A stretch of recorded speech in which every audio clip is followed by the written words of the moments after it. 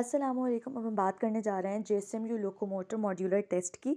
It is the last modular test, remaining हम complete कर चुके हैं। आप प्लेलिस्ट में जाके रिमेनिंग देख सकते हैं। ओके, फर्स्ट क्वेश्चन की बात करते हैं। In case of entry wound caused by rifled firearm burning singeing is likely to be observe for how many distance? So the answer is a 6 to 9 inch. Basically singeing क्या होती है? ये burning of hair है due to the flame. अब rifle firearm जो होता है वो 6 इंच पर, और अगर पिस्टल या रिवॉल्वर यूज़ की गई हो तो 3 इंच पर ये हमें ऑब्जर्व हो सकती है। So the answer is a 6 to 9 inch. Next is two rival group of protesters who had gathered outside the Karachi Press Club started raising slogans and against each other. Soon the situation becomes uncontrollable and the city administration had sent reinforcement of law enforcers to control it. Basically अब जो है हमारे पास जो violence है वो start हो चुका है। आपस में दो लोगों की लड़ाई स्टार्ट हो गई, दो ग्रुप्स की। अब जो हमारे पास ये लॉ एनफोर्सर्स आए हैं, ये क्या करेंगे? ड्यूरेशन को कम करेंगे। सही है, बिफोर द वॉयलेंस वो नहीं आए, वो ड्यूरिंग द वॉयलेंस आए हैं। सो the answer is A secondary prevention. अगर बिफोर द वॉयलेंस आते तो that will be a primary prevention, और अगर आफ्टर द वॉयलेंस आते कि रिहेबिलिटेट करना, हॉस्पिटलाइज करवाना, ये सारी चीज़ें, तब वो टर्शरी प्रिवेंशन में आती। तो आंसर क्या है हमारे पास? A secondary prevention. Which of the following term is used to describe the substance used by athletes to enhance the physical activity? The answer is A, ergogenic। ये हमारे पास वो कंपाउंड्स होते हैं जो कि हम फिजिकल, मेंटल और जो एथलीट्स की कैपेबिलिटीज़ होती हैं ना उनको इंक्रीज़ करवा देते हैं। ठीक है, तो आंसर इज़ ए। और इसमें कौन कौन से सब्सटेंसेस यूज़ होते हैं? Cocaine, ephedrine, amphetamine, alcohol, caffeine, beta blockers, ये सब यूज़ होते हैं। बट एक और BCQ पूछा गया था कि कौन सा मोस्ट कॉमनली यूज्ड होता है एज ergogenic एड? तो the answer is cocaine. Cocaine सबसे ज़्यादा यूज़ हो रही होती है। Next is, if scar tissue is avascular, soft and slightly tender, the age of scar is? Answer is C, 2 month. अब यहाँ पर मैं आपको थोड़े BCQ से रिलेटेड पॉइंट क्लियर कर दूँ। अगर जो हमारे पास स्कार है वो वास्कुलर टू ए वास्कुलर जा रहा है, वास्कुलर होगा 2 वीक तक और ए वास्कुलर हो जाता है 2 मंथ तक। टेंडर टू नॉन टेंडर जा रहा है, टेंडर होते हैं 2 मंथ पर और नॉन टेंडर हो जाता है 6 मंथ पर। सॉफ्ट टू टफ जा रहा है, लेस देन 6 मंथ होंगे तो सॉफ्ट होगा और मोर देन 6 मंथ होंगे तो टफ हो जाएगा। सही है, तो ये बेसिकली मैंने आपको स्कार से रिलेटेड कुछ पॉइंट्स बता दिए और इसका आंसर क्या है? सी, 2 मंथ्स। नेक्स्ट बात करते हैं, which of the following opioid analgesics is also use as general anaesthetic agent? So the answer is B, fentanyl. Fentanyl जो होती है ये हमारे पास 100 टाइम्स मोर इफेक्ट रखती है मॉर्फिन एज एनाल्जेसिक। एनास्थीजिया की तरह ये यूज़ हो रही होती है और एक्यूट पेन मैनेजमेंट में भी यूज़ हो रही होती है। So the answer is B. Lamellar bones जो होती हैं, सी इसका आंसर है। मेच्योर बोन्स होती हैं organised in a thin sheet. Basically इसमें कोलेजन फाइबर्स जो होते हैं वो पैरेलली अरेंज्ड हुए होते हैं और strengthen प्रोवाइड कर रहे होते हैं। Next is, immunization for international traveler has categorized as required, recommended and routine. Which of the following immunization is required immunization? Required में दो ही आती हैं, yellow fever and meningococcal. So the answer is D, meningococcal. अगर कोई Saudi Arabia जा रहे हो तो इसमें पोलियो वैक्सीनेशंस भी आ जाती हैं। अदरवाइज जो दो हैं वो येलो फीवर और meningococcal हैं। ये जो रिमेनिंग है, रेबीज, टाइफॉइड और हेपेटाइटिस, ये सब हमारे पास recommended vaccines हैं। Next is, a contact firearm wound over the head mastoid region appears to be a stellate। Basically वो cruciform होता है जिसकी क्रॉस बॉर्डर्स निकल रही होती हैं और स्टेलेट यानी स्टार शेप्ड सिमिलर होता है। सही है। Next is, which of the following substance is considered as eicosanoids? Eicosanoids वो एजेंट्स होते हैं जो कि बेसिकली सिंथेसाइज्ड होते हैं फ्रॉम वन ऑर्गन और एक्ट करते हैं ऑन द डिस्टेंट ऑर्गन, और इसमें हमारे पास आ जाते हैं prostaglandins, leukotrienes and thromboxane A2। So the answer is thromboxane A2C, जो कि प्लेटिलेट एग्रीगेटर की तरह काम कर रहा होता है। Next is, a 50-year-old female came to the clinic with complaint of low back pain for 2 months and pain is moderate in severity, aggregates in the day and does not relieve with rest. So the diagnosis is osteoporosis. Basically age factor है इसमें, 50-year-old female, as है 50 year old और उसके साथ साथ हमें क्या मिल रही है? बैक पेन मिल रही है। So the answer is D, osteoporosis. The risk factor for the development of osteosarcoma is A, Paget disease. इसके अलावा बोन इन्फार्क्शन हो रही होती है और रेडिएशंस जो होती हैं ये भी हमारे पास रिस्क फैक्टर होते हैं for the development of osteosarcoma. An accident or natural disaster is labeled as mass disaster when the number of death are more than 12। ये WHO की तरफ से डेफिनेशन है कि हम किसी भी डिजास्टरी कंडीशन को तब तक मास डिजास्टर नहीं कहते जब तक उसमें मोर देन 12 डेथ ना हो जाए।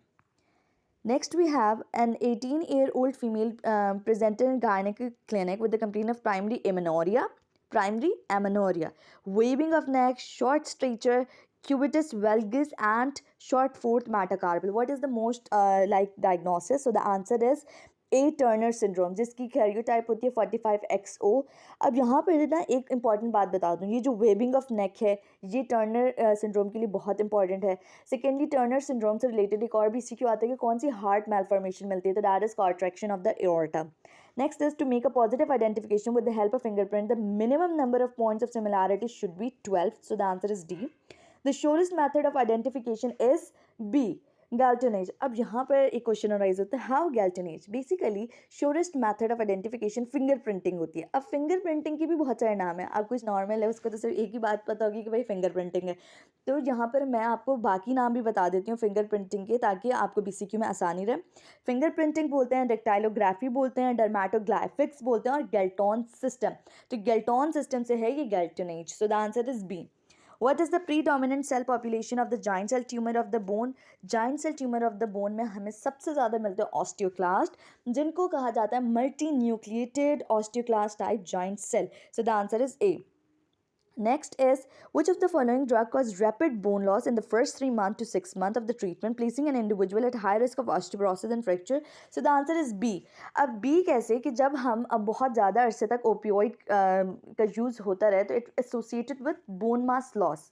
बोन मास जो होगा वो लॉस होता रहेगा और एट द एंड जो होगी ऑस्टियोपोरोसिस डेवलप हो जाएगी। तो आंसर क्या है? B, opioids.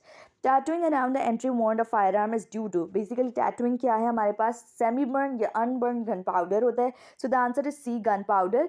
अब यहाँ पर भी मैं अगेन आपको बता दूं बीसीक्यू से रिलेटेड और पॉइंट, अगर पिस्टल और रिवॉल्वर्स यूज़ की गई हैं तो 9 फीट यानी 3 यार्ड्स पे हमें टैटूइंग मिलती है, और अगर राइफल यूज़ की गई है तो 3 फीट यानी 1 यार्ड पर हमें टैटूइंग मिलेगी। Next is most common sub type of rhabdomyosarcoma is C, embryonal. C embryonal क्यों? क्योंकि ये हमारे पास बच्चों में ज़्यादातर मिल रही होती है, जबकि जो इसकी प्लियोमॉर्फिक टाइप है दैट इज़ एनाप्लास्टिक टाइप, इसका एक और नाम एनाप्लास्टिक है, वो बहुत ज़्यादा लीस्ट है। तो यहाँ पे पूछा कि most common, so the answer is C, embryonal, और अगर पूछा जाए लीस्ट कॉमन तो आंसर विल बी डी। ठीक। Then is a 2-year-old boy presented with complaint of hearing problems. On examination, his sclera was bluish and dental imperfection. So the answer is C, osteogenesis imperfecta. ये मैंने अपने WhatsApp channel पर भी डाला हुआ है कि ऑस्टियोजेनेसिस इम्परफेक्टा के 4 फीचर्स हैं। एक होता है bluish sclera, number 2 is dental imperfection, number 3 is hearing problems, and number 4 is skeletal fragility. तो ऑस्टियोजेनेसिस इम्परफेक्टा बेसिकली है क्या? टाइप 1 कोलेजन की का डिसऑर्डर है ये। An 18-year-old male suffered to a major accident and did not suffer any major injury. He was wearing his seat belt. Which type of intervention in this case?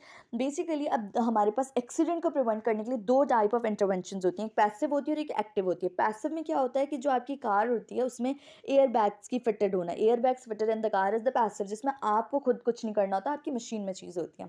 जबकि जो हमारे पास active होती है उसमें आपको एक्टिवली पार्टिसिपेट करना पड़ता है by wearing a seat belt. Seat belt हम कोई भी कार में बैठते तो वो पहनते हैं, एक्टिव है ना। So the answer is active intervention. A 40-year-old male presented to OPD with painful swelling of right knee for 1 week and diabetes for 3 years. Biopsies show swelling which forms tophi surrounding by fibroblast. What is the diagnosis? Basically age देख लें 40 year, फिर देखेंगे right knee.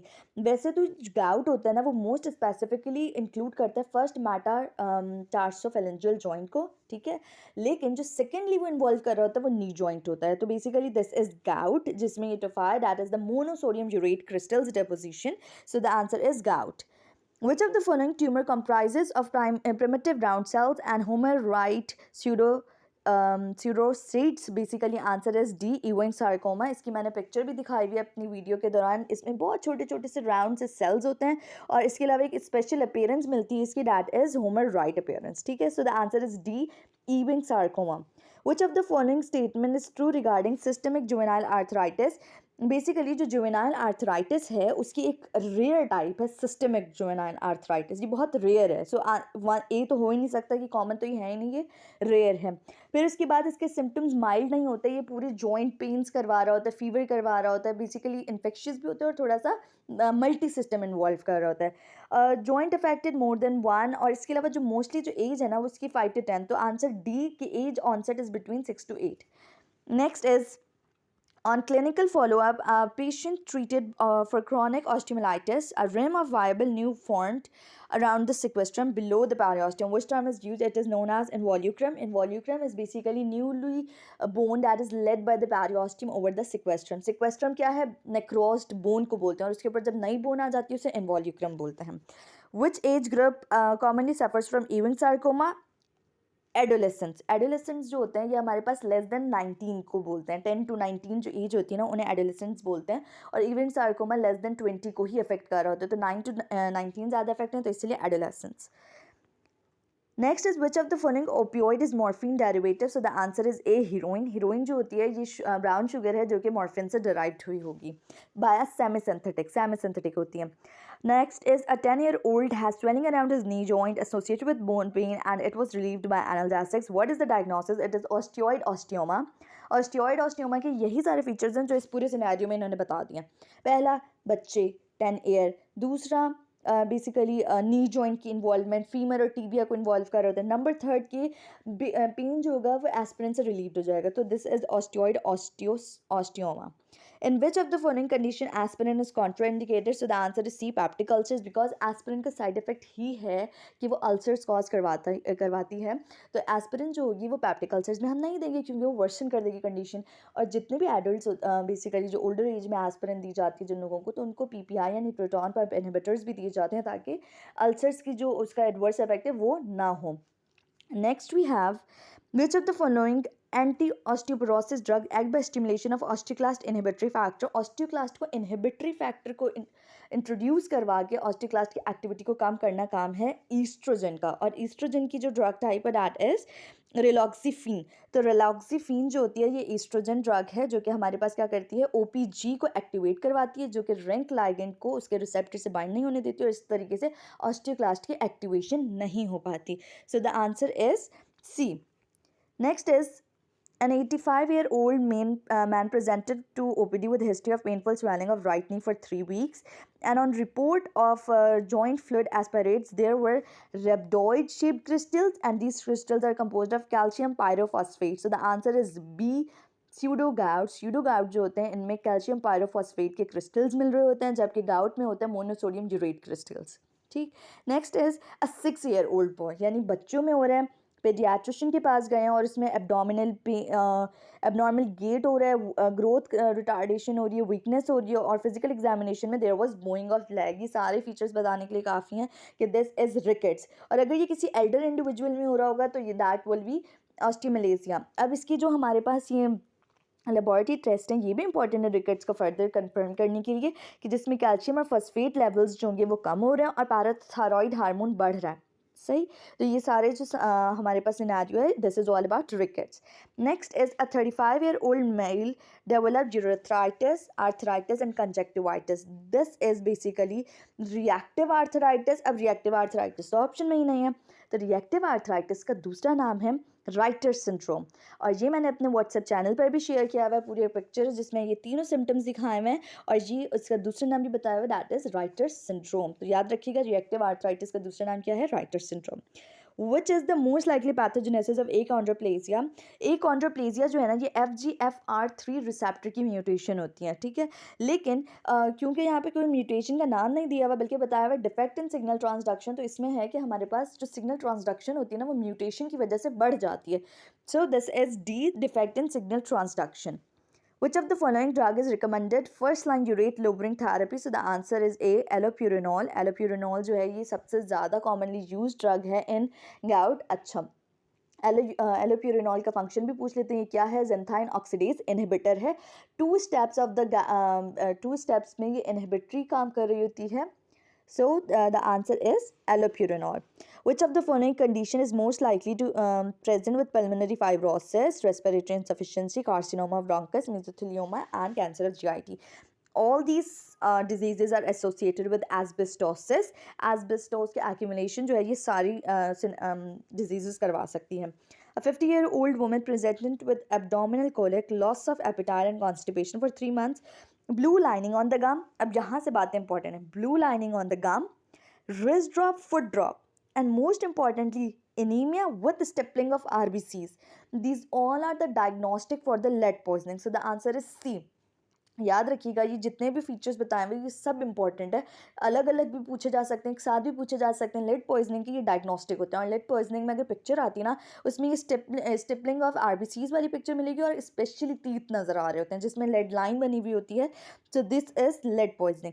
Which of the following is used as sensitive and specific marker for osteoblast activity and bone formation? So the answer is C, osteopontin. Osteopontin जो होती है ये एक protein है, मैट्रिक्स प्रोटीन है, जो कि बोन फॉर्मेशन, ऑस्टियोब्लास्ट इसको बना रहे होते हैं। सबसे पहली बात तो ये ऑस्टियोब्लास्ट बना रहे होते हैं बोन फॉर्मेशन में, और बोन फॉर्मेशन में रोल प्ले कर रही होती है, और इसके अलावा मिनरलाइजेशन को होम्योस्टैसिस प्रोवाइड कर रही होती है। Next, we have which of the following define type 3 histological classification of osteonecrosis? So the answer is B, marrow necrosis and trabecular necrosis. The 2019 Kashmir earthquake struck regions of Pakistan with an epicenter in Azad Kashmir, causing the death of 40 people and injury to 85. What type of natural disaster is this? It is basically um, tectonic या टेलियोरिक इसको बोला जाता है। Earthquake जो होता है वो इनमें आता है। अर्थक्वेक या वोल्केनोज जो होते हैं वो टेक्टोनिक डिजास्टर होता है। मेटरोलॉजिकल जो होते हैं ये हमारे पास स्टॉर्म्स होते हैं, हीट वेव्स होते हैं, ड्रॉट होता है। जबकि जो टोपोलॉजिकल होते हैं दैट इंक्लूड लैंडस्लाइड्स, एवलांचेस, ये सारी चीज़ें आ जाती हैं टोपोलॉजिकल में। Which of the following drug provide effective therapy for primary hyperuricemia and hyperuricemia secondary to polycythemia vera? अगर हाइपरयूरिसीमिया किसी भी पॉलीसिथीमिया वेरा या किसी और मैलिग्नेंसी की वजह से हो रहा है उसमें भी, या हाइपरयूरिसीमिया अगर प्राइमरी है, दोनों सिचुएशन में हम देते हैं B allopurinol. Next is which of the following statement is true regarding ankylosing spondylitis? So the answer is C, sacroiliac joint involvement is diagnostic feature. sacroiliac joint ही इसका डायग्नोस्टिक फीचर होता है ankylosing spondylitis. और इसके अलावा एक और चीज़ पूछी जाती है इसमें, HLA-B27 पॉजिटिव होता है। ये भी बहुत पूछा जाता है कि कौन सा ये HLA फैक्टर पॉजिटिव होता है, HLA-B27 पॉजिटिव होता है। विच of the following answer is an example of selective COX-2 inhibitor? तो COX-2 इनहिबिटर तो हमारे पास एक ही है, सेलिकॉक्सिब, जो कि सिर्फ COX-2 पर काम कर रही होती है, COX-1 को वो इफेक्ट ही नहीं करती। So the answer is B, celecoxib. Which of the following is the most accurate definition of bone remodeling? Answer is C, removal of old bone by osteoclast and making of new bone by osteoblast. Basically जो हमारे पास bone multi cellular reason होता है वहाँ पे osteoblast और osteoclast दोनों present होते हैं, वहीं पे रिमॉडलिंग का प्रोसेस हो रहा होता है। So the answer is C. A very small DNA sample was isolated from a crime scene. Which of the following would be the most suitable method to amplify the DNA sample? जब small sample हमें मिले तो उसमें हम PCR technique use करते हैं। That is answer is C. Overproduction of which of the following eicosanoid is the causative factor for asthma? Answer is C, leukotrienes अगर बहुत ज़्यादा प्रोड्यूस्ड हो रहे हो तो वो हमारे पास एस्थमा कॉज करवा सकते हैं, इसीलिए हम ल्यूकोट्राइन एंटागोनिस्ट देते हैं इन एस्थमा, ज़ेफरल्यूकास और मॉन्टेल्यूकास, जो कि हमारे पास एंटी एस्थमाटिक ड्रग्स होती हैं। So the answer is C.